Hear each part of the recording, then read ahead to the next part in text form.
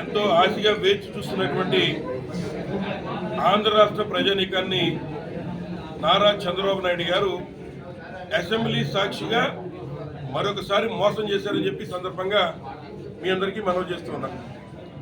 ఏం చేతంటే ఏదైతే రాష్ట్రానికి బడ్జెట్ అనేటువంటిది చాలా ప్రాధాన్యత అంశం. ముఖ్యంగా శాసనసభ ఎన్నికలు కానీ ఇట్లాంటి లేదా పార్లమెంట్ ఎన్నికలు జరిగినటువంటి సందర్భాల్లో మాత్రమే ఓట్ ఆన్ అకౌంట్ బడ్జెట్ పెట్టి కేవలం 2 నెలలకు మాత్రమే బడ్జెట్ ప్రవేశపెట్టి మళ్ళీ పూర్తయిన వెంటనే 2 నెలల్లో పూర్తయిన వెంటనే ఇమీడియట్గా ఈ రాష్ట్రంలో ఆదాయం ఎంత ఉంది, అప్పులు ఎన్ని ఉన్నాయి, మరి ఏదైతే ఎన్నికల్లో ఇచ్చిన హామీలకి ఏ శాఖకి ఎంత కేటాయింపులు చేస్తున్నారు అనేటువంటి విధి విధానాలు ఖర్చులతో పాటు మరి ఆదాయాలు వ్యయాలు కూడా ప్రజానీకానికి చెప్పాలన్న బాధ్యత మరి ఏ ప్రభుత్వానికైనా ఉంటుంది. కానీ దురదృష్టవశాత్తు ఈ ఆంధ్ర రాష్ట్రంలో నారా చంద్రబాబు నాయుడు గారు మరి బడ్జెట్ సమావేశాలు పెడతారు, అందరికీ అన్ని విషయాలు చెప్తారని ఆశగా ప్రజలంతా చూస్తూ ఉంటే మరి మొట్టమొదటిసారి దేశంలోనే నేను విజనరీ అని చెప్పుకునేటువంటి చంద్రబాబు నాయుడు గారు ఇవాళ బడ్జెట్ను కూడా ప్రవేశపెట్టలేనటువంటి దౌర్భాగ్య పరిస్థితిలో ఉన్నారని చెప్పి సందర్భంగా మీకు తెలియజేస్తున్నా.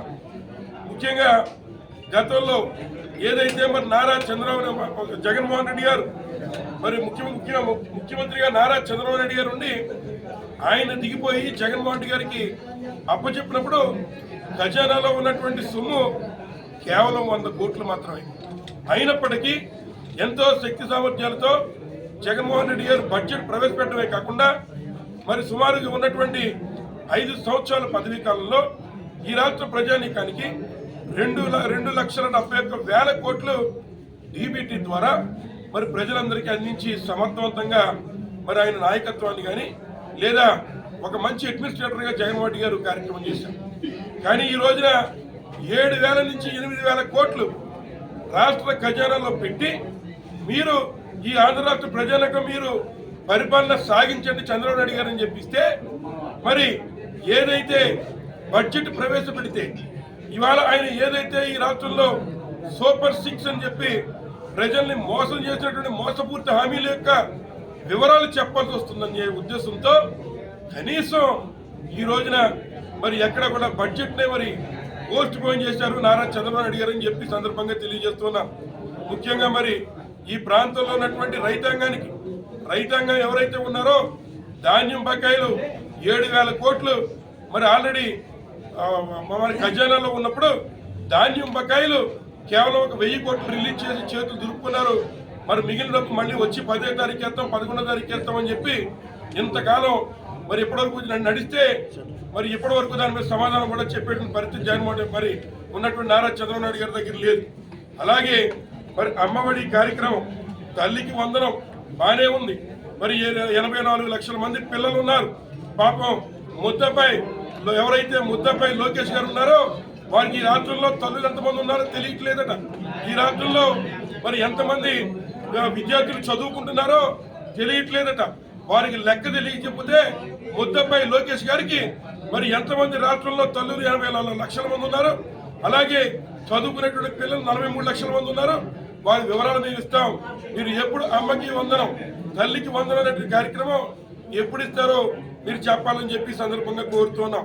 దాన్ని తల్లికి వందనం కార్యక్రమాన్ని ఈ రాష్ట్ర ప్రభుత్వం అటకెక్కించిందని చెప్పి సందర్భంగా తెలియజేస్తూ ఉన్నాం.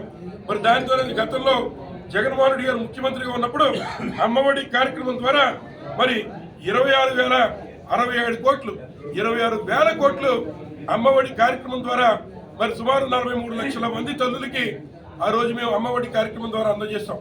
కానీ ఈ రోజున కనీసం ఎప్పుడు ఇస్తారో తెలియనటువంటి మరి వివరాలు చెప్పకుండా అమ్మఒడిని ముఖ్యంగా అమ్మఒడి పేరు మార్చి తల్లికి వందనాన్ని పెట్టినటువంటి ఈ కూటమి ప్రభుత్వం తల్లుల్ని ముఖ్యంగా మొట్టమొదటిసారిగా మనం మోసం చేశారని ఈ సందర్భంగా మీకు తెలియజేస్తూ ఉన్నాం. అలాగే రైతు భరోసా కార్యక్రమం జగన్మోహన్ రెడ్డి గారే ఉండుంటే ఈ పాటికి రైతు భరోసా కనీసం పెట్టుబడి సొమ్ములు రైతులకు ఇచ్చే పరిస్థితి ఉండేది. ఇవాళ పెట్టుబడి సొమ్ములు ఇవ్వలేదు సరికదా, ఏదైతే ధాన్యం డబ్బు లేదు సరికదా, ఉచిత బీమా ఉచిత పంటల బీమా డబ్బు ఇన్సూరెన్స్ ప్రభుత్వం కట్టాలి, అది కూడా ₹1 ఇప్పటివరకు జమ చేసిన పాపాను పోలేదు.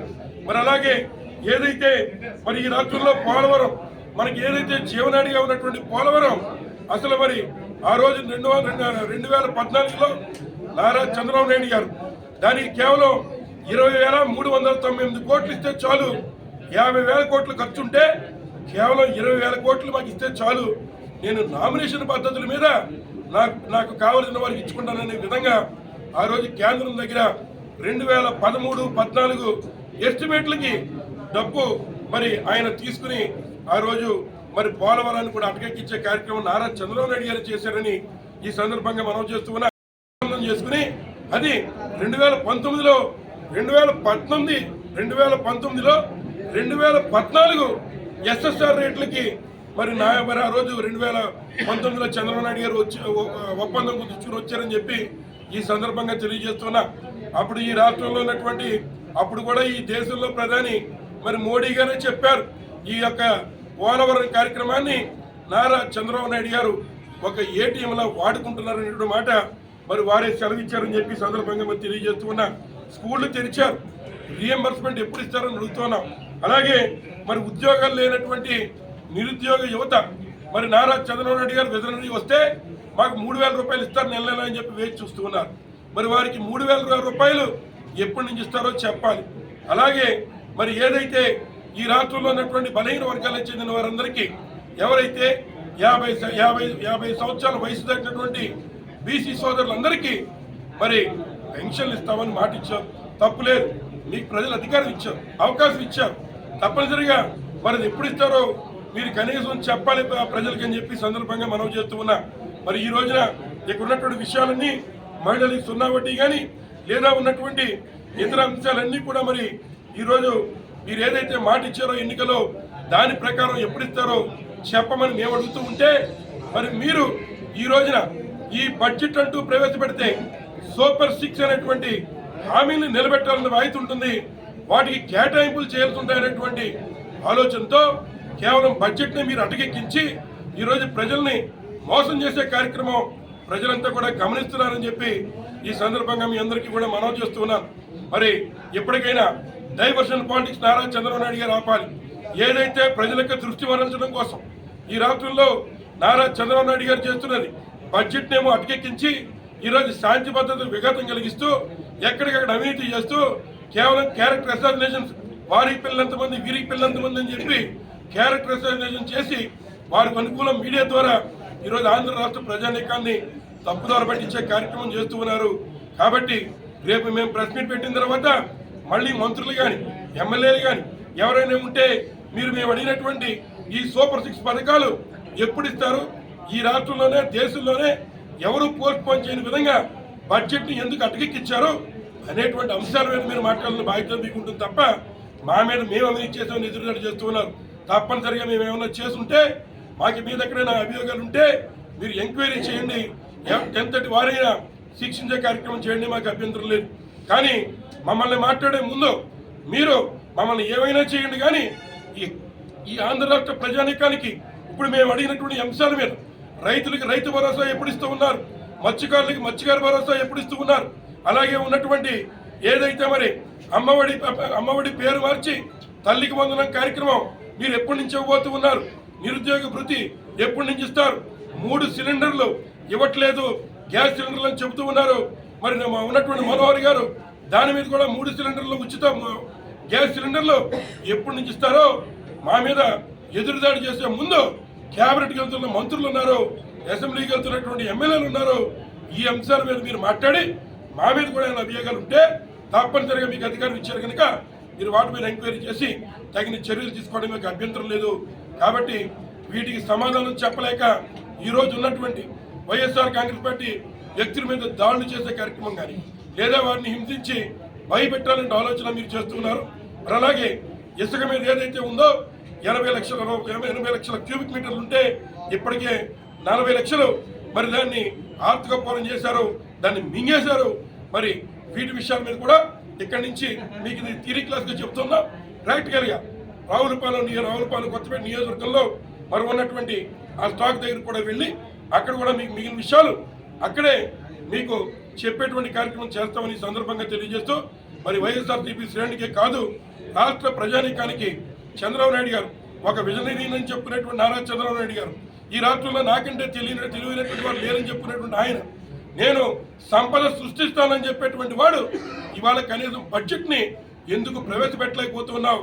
నీకు 7,000 8,000 కోట్ల రూపాయలతో నీకు ఖజానాని ఈ రాష్ట్ర ఖజానా జగన్మోహన్ గారు అప్పచెప్పితే ఇవాళ దాని మీద మీరు ఈ రాష్ట్రంలో ప్రజానీకానికి మీరు మేనిఫెస్టోలో ఇచ్చిన హామీలు నిలబెట్టడానికి ఎంతెంత కేటాయిస్తున్నారో చెప్పలేక ఇవాళ జగన్మోహన్ రెడ్డి గారి మీద నిందారోపణలు ఆరోపణలు మీరు చేస్తున్నారని చెప్పి హామీలన్నీ అమలు చేస్తారో ప్రజలకు సమాధానం చెప్పి మా మీద ఎదురుదాడులు చేయండి అని చెప్పి సందర్భంగా మీ అందరికీ తెలియజేస్తూ సెలవు తీసుకుంటాను.